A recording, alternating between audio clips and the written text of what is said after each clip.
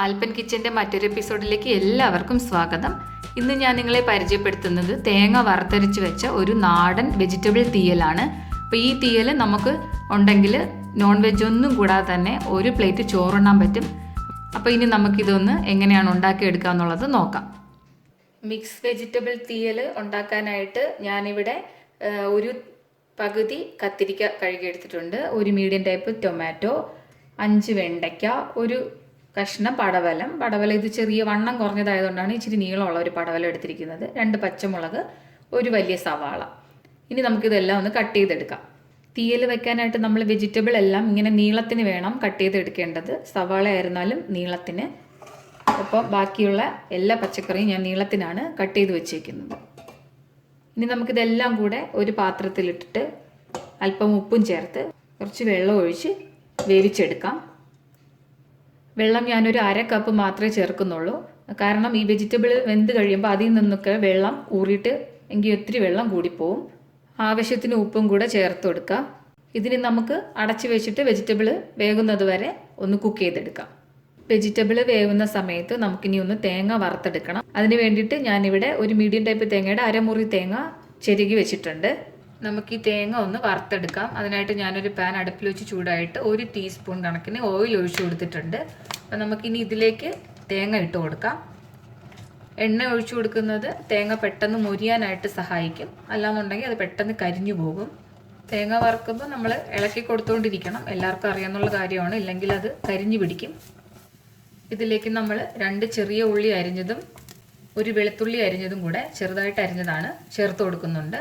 ഇനി ഇതെല്ലാം കൂടിയിട്ട് ഒരു ഗോൾഡൻ കളർ ആകുന്നത് വരെ തേങ്ങ വറുത്തെടുക്കുക. തേങ്ങ ചെറുതായി ഒന്ന് ചുമന്ന് തുടങ്ങുന്ന സമയത്ത് ഒരു ചെറിയ കഷ്ണം വാളം പുളിയും 1/4 ടീസ്പൂൺ ജീരകവും കൂടെ ഇതിലേക്ക് ചേർത്ത് കൊടുത്തിട്ട് നല്ല ഗോൾഡൻ കളർ ആവുന്നത് വരെ വറുത്തെടുക്കുക. ഇതിലേക്ക് നമ്മൾ ഒരു കൊത്ത് കറിവേപ്പിലയും കൂടി ഇട്ടിട്ടാണ് വറുത്തെടുക്കുന്നത്. ഇപ്പം ഞാൻ പല വീഡിയോയിലും പറഞ്ഞിട്ടുള്ളത് പോലെ ഇവിടെ കറിവേപ്പില കിട്ടാത്ത കാരണം ഇതിൽ ഞാൻ ചേർക്കുന്നില്ല. നിങ്ങൾ ഒരു കൊത്ത് കറിവേപ്പില കൂടി ഇട്ടിട്ട് നല്ലതായിട്ട് ചുവപ്പിച്ച് എടുക്കുക. ഇപ്പോൾ തേങ്ങ നന്നായിട്ടൊന്ന് ചുമന്നിട്ടുണ്ട്. ഇനി നമുക്കിതിലേക്ക് 1/2 ടീസ്പൂൺ മഞ്ഞൾപ്പൊടിയും ചേർത്ത് നന്നായിട്ടൊന്ന് മിക്സ് ചെയ്യാം.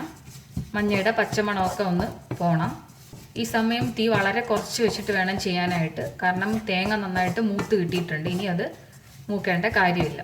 ഇനി ഇതിലേക്ക് ഞാൻ മുളക് പൊടി ചേർത്ത് കൊടുക്കുന്നുണ്ട്. ഞാനിപ്പോൾ 1/2 ടീസ്പൂണാണ് ചേർത്ത് കൊടുക്കുന്നത്. നിങ്ങളുടെ ആവശ്യത്തിനനുസരിച്ച് ചേർത്ത് കൊടുക്കാം. വറുക്കാത്ത പച്ചമുളക് പൊടിയാണ് എടുത്തിരിക്കുന്നത്.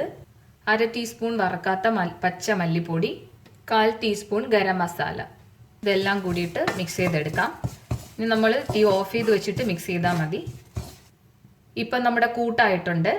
ഇനി ഇതൊന്ന് തണുക്കാനായിട്ട് മാറ്റി വെച്ചിട്ട് മിക്സിയിലൊന്ന് നന്നായിട്ട് പേസ്റ്റ് പോലെ കുറച്ച് വെള്ളം ഒഴിച്ചിട്ട് അരച്ചെടുക്കാം. ഇപ്പം നമ്മുടെ തീയലിന് അരിഞ്ഞു വെച്ചിരുന്ന വെജിറ്റബിൾ എല്ലാം ഒന്ന് നന്നായിട്ട് വെന്തിട്ടുണ്ട്. അതോടൊപ്പം തന്നെ ഞാൻ വറുത്ത് വെച്ചിരുന്ന തേങ്ങ നല്ല മഷി പോലെ അരച്ചെടുത്തിട്ടുണ്ട്. ഇനി നമുക്കിത് ഈ വെജിറ്റബിളിലേക്ക് ഒഴിച്ചു കൊടുക്കാം.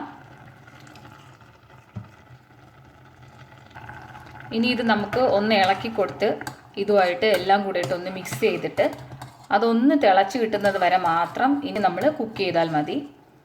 ഇത് നമുക്ക് ഒന്ന് അടച്ച് വെച്ചിട്ട് ഒന്ന് നല്ലോണം തിളയ്ക്കുന്നത് വരെ മാത്രം നമ്മൾ സ്റ്റൗവിൽ വെച്ചിരുന്നാൽ മതി. കാരണം നമ്മളിത് ഓൾറെഡി രണ്ടും കുക്ക് ചെയ്തെടുത്ത് കഴിഞ്ഞതാണല്ലോ. നല്ലതുപോലെ തിള വന്നിട്ടുണ്ട്. ഇനി നമുക്ക് സ്റ്റൗ ഓഫ് ചെയ്തിട്ട് ഇതിലേക്കൊന്ന് താളിച്ച് ഒഴിച്ചു കൊടുക്കാം.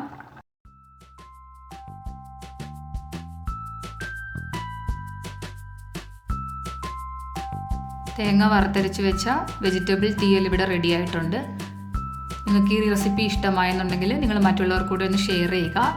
എൻ്റെ ചാനൽ ഇതുവരെ സബ്സ്ക്രൈബ് ചെയ്തിട്ടില്ലാത്തവർ ദയവായി ഒന്ന് സബ്സ്ക്രൈബും ചെയ്യുക, ലൈക്ക് ചെയ്യുക.